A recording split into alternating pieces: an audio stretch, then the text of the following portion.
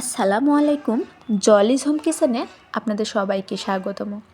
আজকে আপনাদের জন্য নিয়ে এসেছি বেলাবেলির ঝামেলা ছাড়াই মাত্র একটি ডিম ও সবজি দিয়ে সবজি পরোটা রেসিপি।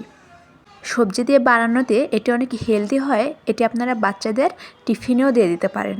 আর খুব কম সময়ে যে কোনো সময়ে এই নাস্তাটা ঝটপট রেডি করে ফেলতে পারেন।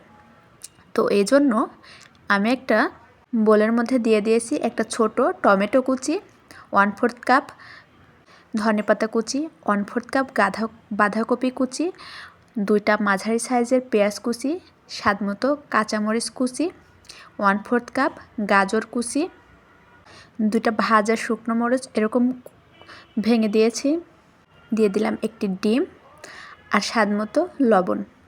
এখন এই সব উপকরণগুলোকে আপনারা সুন্দরভাবে মাখিয়ে নেবেন। এই পর্যায়ে আমার চ্যানেলটিকেও সাবস্ক্রাইব না করে থাকলে অবশ্যই সাবস্ক্রাইব করে দিবেন আর ভিডিওটিতে অবশ্যই লাইক দিয়ে দিবেন। তো এরকম সুন্দর ওটা মাখিয়ে নেওয়া হয়ে গেলে এর মধ্যে দিয়ে দিব 1.5 কাপ আটা বা ময়দা। এখন এটাকে সুন্দর নেড়ে চেড়ে এর মধ্যে দিয়ে দিব পরিমাণ মতো পানি। ডোটি অবশ্যই পাতলা করবেন আর সেজন্য পানিটা একদমই একবারে দিয়ে দিবেন না, দিলে পানির পরিমাণটা আরও অনেক বেশি হয়ে যেতে পারে। পানিটা আস্তে আস্তে বুঝে সুঝে দিবেন। আর এই ডোটা নরম হলেই খেতে অনেক স্বাদ লাগে। আর এজন্য আমি আরেকটু নরম করে নিব বা পাতলা করে নিব, সেজন্য দিয়ে দিলাম আরেকটু পরিমাণে পানি। তো এভাবে এখন সুন্দরভাবে ডোটা আমি পাতলা করে মাখিয়ে নিব। আমার ডোটা মাখানো হয়ে গিয়েছে। এখন আমি চুলায় একটা প্যান বসিয়ে এর মধ্যে হালকা পরিমাণে তেল দেব।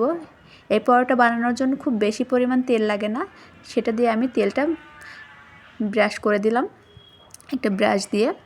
আর একটা ছোট গোল এরকম চামচ দিয়ে 2 চামচ দিয়ে দিলাম মাখানো ডো থেকে। সুন্দর করে গোল শেপ দিয়ে নেড়ে চেড়ে 3 মিনিটের জন্য ঢাকনা দিয়ে ঢেকে রেখেছিলাম। এখন আমি ঢাকনাটা সরিয়ে উল্টায় দিয়ে আবার এটাকে 2 মিনিটের জন্য সুন্দর করে ঢাকনা দিয়ে ঢেকে দেব। এখন ঢাকনাটা তুলে আবার ওপাশ করে উল্টিয়ে দিব।